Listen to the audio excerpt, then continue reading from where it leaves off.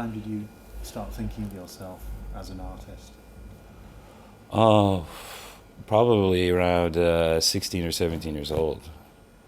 I was always a pretty quiet child. I like to, watch people, not really interact with them. I guess, I was just maybe,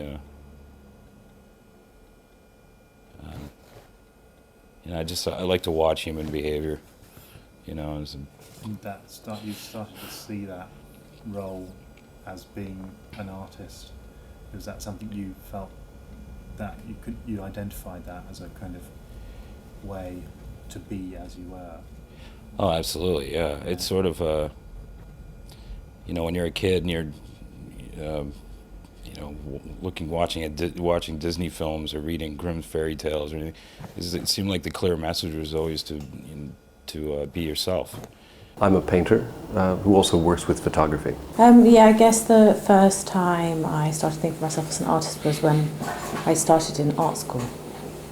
Although it was like a very unformed kind of understanding of what that might mean.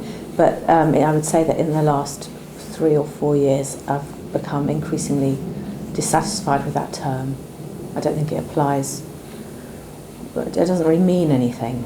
It's like so broad, and for a lot of people it's quite a sort of narrow understanding of an activity. I think maybe people understand being an artist like someone who's only involved in the production of work. Like, I think a lot of people have a romantic view of it, and I feel that I spend an enormous amount of time having to do other things aside from production of work. I have a difficult time calling myself an artist or using that term to describe myself. I don't mind when other people use it, but it sounds, sort of vague, and I would say slightly pretentious to refer to oneself that way. Ordinarily, I introduce myself as a painter, or a painter who works with photography. I'm the owner of Big Genius Art Supplies in Brooklyn, and I started Big Genius Art Supplies in 1998, and the idea of, I'm married, and I'm married to an artist, and when my wife, she had our son Spike, who's now 4. We needed a way to support him and still maintain, our goals of being painters. So it was a good way to, ensure that we'd still be involved with art. Sort of reinforced to my wife that we were, having a child wasn't going to turn us into something else. In terms of when I began describing myself that way, probably it began soon after art school, or when in art school, when I really decided that that's what I wanted to dedicate myself to, and it was pretty clear that that was my direction. In the first place? Well, I had taken my undergraduate degree in literature and was just frustrated in communicating with words.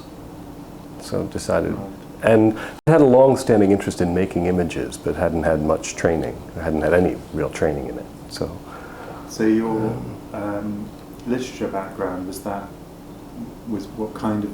area of literature was that? Actually, English literature, modern British fiction. What drew you to New York? Did you see it as a romantic place? I thought, yes, New York is a romantic place. It's sort of your personal mythology, I mean, it's just I don't know, I've always had this kind of like Davy versus Goliath kind of thing going on, very interested in politics and how it dictates opportunity for people, how the class structure sort of affects, how much opportunity you have when you're a kid, I don't know. When I sort of had an awakening that I was an artist, and it was a very strong feeling. It was I knew that's what I was supposed to do. I just knew it was like sort of having a calling. I guess if you were a priest having a calling or something like that. I think it's actually very romantic because the whole thing is on an island, especially where I live in Manhattan, and that has something kind of like this feeling of home, this feeling of like to be to be catched somewhere, and that has to be, for me, it has to do a lot with romantic feelings. Do you think New York is a romantic place to be? Well, I think it has the reputation for being, and maybe really is romantic in an idealistic sense, in that's people come here for a sense of ideals usually. They have some dream it is they want to fulfill, and this is the best place to do it. They want to be up against their peers, against the best in their profession, and in many fields this is where you find it. So I think for that reason New York has an image of being romantic. And I think it's possibly largely still true. There's a certain energy that comes from a lot of people coming to one place to do their best. And it's here, it's palpable. Yeah, I think the heroic position is pretty defunct as a model now. I think it's more like the romantic, like kind of like failure position is more relevant really now. It is like that. The influence from America was bigger when I was in Europe.